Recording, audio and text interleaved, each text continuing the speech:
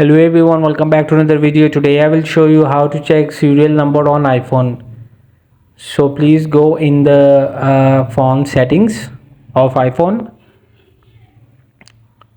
So from here you will just open the settings and find the scroll down to find journal settings. We will have to scroll down and tap to journal.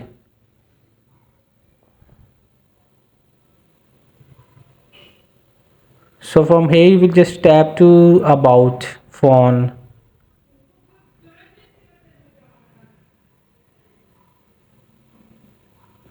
So from here you will see the fifth option is serial number. So this is your serial number. You can just check it on official Apple website to verify this phone model. So hope this video helped you. Please don't forget to like and subscribe and get notified for more videos.